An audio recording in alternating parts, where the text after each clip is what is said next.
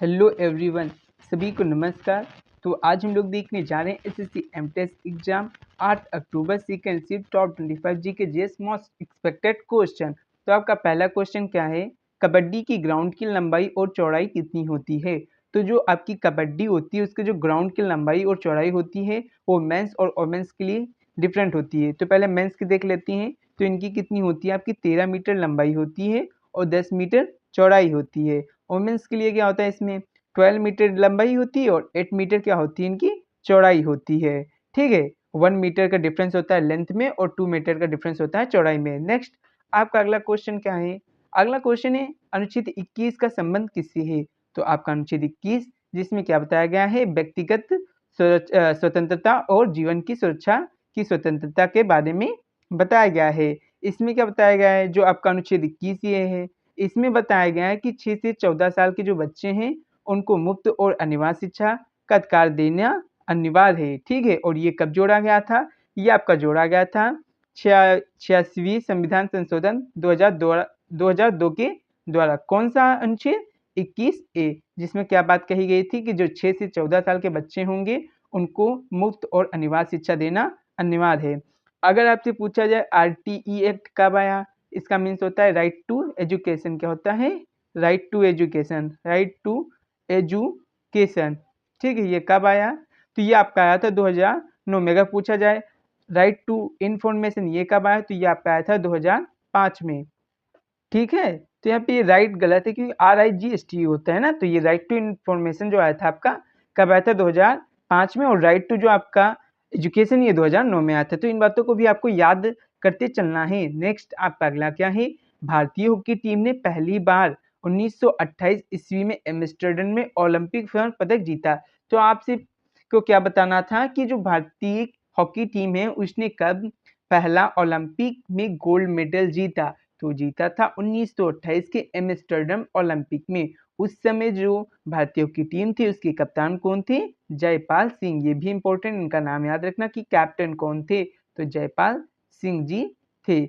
और कब कब इन्होंने गोल्ड जीता है, 1928 में एम्स्टर्डम नीदरलैंड, 1932 में लॉस एंजल्स संयुक्त राज्य अमेरिका में, 1936 बर्लिन जर्मनी में, 1948 लंदन यूनाइटेड किंगडम में।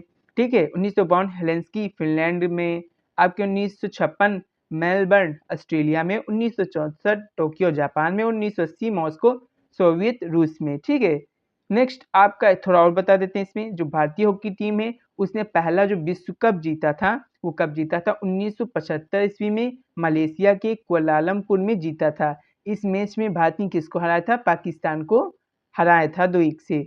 नेक्स्ट आपका अगला क्या है, निम्नलिखित में से कौन सा पर्वत आंतरिक हिमालय में स्थित नहीं है, बुर्जिल, जोजिला, सिपकिला, कालसुबाई। तो वो आपका क्या हो जाएगा, कालसुबाई पर्वत जो है आपका हिमालय में स्थित नहीं है। जो आपके ये हैं बुर्जिल, जोजिला और सिपकली आंतरिक हिमालय में स्थित है, जबकि जो आपका कालसुबाई है ये आपका है महाराष्ट्र की सबसे ऊंची चोटी। ठीक है, जो आपका कालसुबाई पर्वत है ये क्या है आपका, ये आपका है महाराष्ट्र की सबसे ऊंची चोटी। नेक्स्ट आपका अगला क्या है, गुजरात में एक जिला एक उत्पाद योजना, वन डिस्ट्रिक्ट वन प्रोजेक्ट के तहत 2023-24 के लिए कितने करोड़ रुपए की राशि आवंटित की गई। तो कितनी की गई थी, 600, तो 400, 300 या 500। तो इसके लिए की गई थी आपकी कितनी, 400 करोड़ रुपए की जो धनराशि वो आवंटित की गई थी। तो इसके बारे में देख लेते हैं। जो गुजरात में एक जिला एक उत्पाद वन डिस्ट्रिक्ट वन प्रोडक्ट योजना है उसके तहत 2023-24 के लिए 400 रुपये जो है 400 करोड़ रुपये की राशि आवंटित की गई। इस योजना का मुख्य उद्देश्य क्या है, प्रत्येक जिले के विशिष्ट उत्पादों को बढ़ावा देना और उनके विकास के लिए आवश्यक संसाधन प्रदान करना। नेक्स्ट आपका अगला क्या है, वेदों की ओर लौटो ये किसके द्वारा कहा गया था, स्वामी दयानंद सरस्वती, स्वामी विवेकानंद, ज्योतिबा फुले या राजा राम मोहन राय द्वारा। तो ये कहा गया था स्वामी दयानंद सरस्वती द्वारा की कम बैक टू वेदास, वेदों की ओर लौटो। तो इनके बारे में थोड़ा देख लेते हैं। जो स्वामी दयानंद सरस्वती इन्होंने 1875 ईस्वी में मुंबई में आर्य समाज की स्थापना की।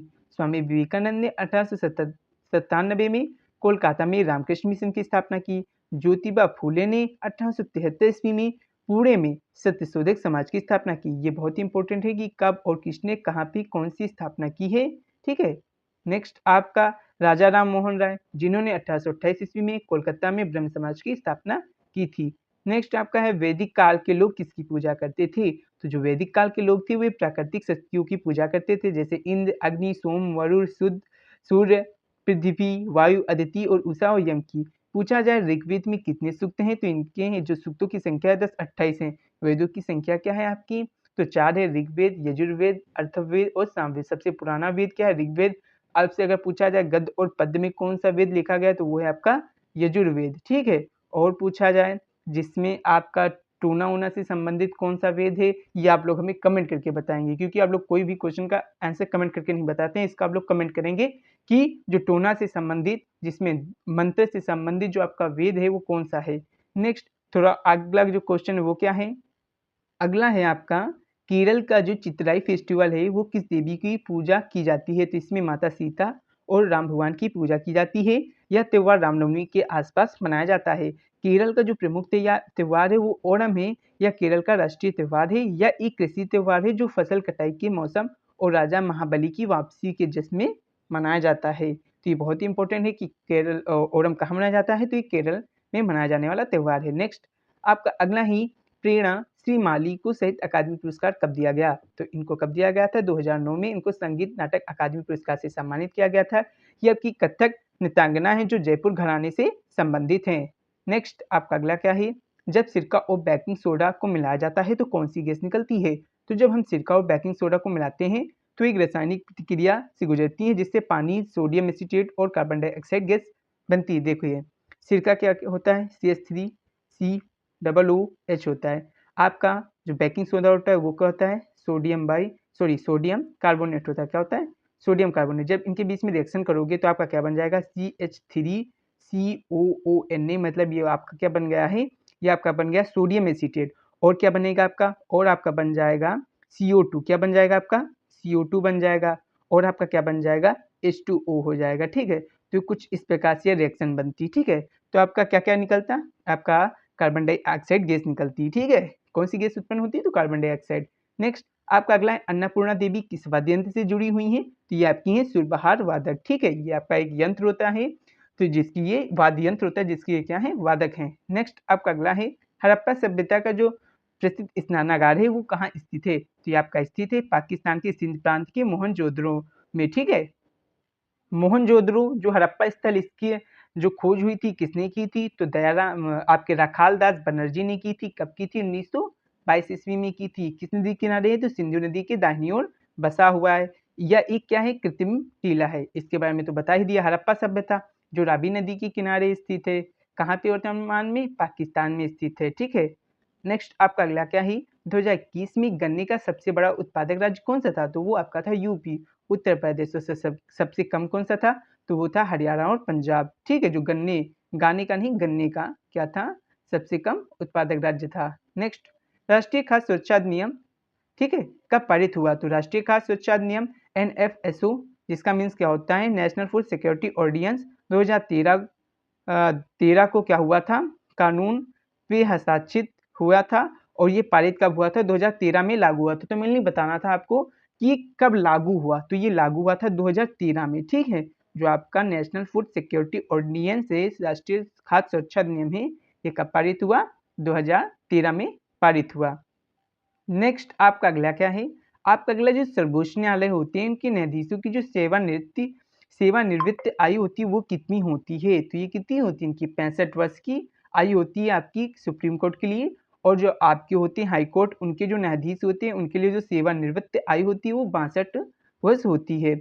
अगर पूछा जाए हाई कोर्ट की स्थापना के बारे में किस आर्टिकल में बताया गया, तो किसमें बताया गया है? आपका आर्टिकल 214 और 124 आपके सुप्रीम कोर्ट से रिलेटेड है, ठीक है। नेक्स्ट आपका अगला क्या है? हिंदू जो विधवा पुनर्विवाह अधिनियम है ये कब पारित किया गया था? तो ये पारित किया गया था 1856 ईस्वी में। उस समय आपके जो क्या थे? गवर्नर जनरल कौन थे? तो लॉर्ड कैनिंग थे। और इसका मसौदा किसने तैयार किया था? तो लॉर्ड डलहौजी ने तैयार किया था। तो ये बात याद रखना कि मसौदा किसने तैयार किया और इसको पारित किसने किया। तो मसौदा लॉर्ड डलहौजी ने और पारित किसने किया? लॉर्ड कैनिंग ने। नेक्स्ट आपका अगला क्या है? जिंदगी नामा जो उपन्यास है उसके जो प्रसिद्ध लेखिका है वो कौन है? तो वो आपकी कौन है? कृष्णा सोबती जी हैं, ठीक है।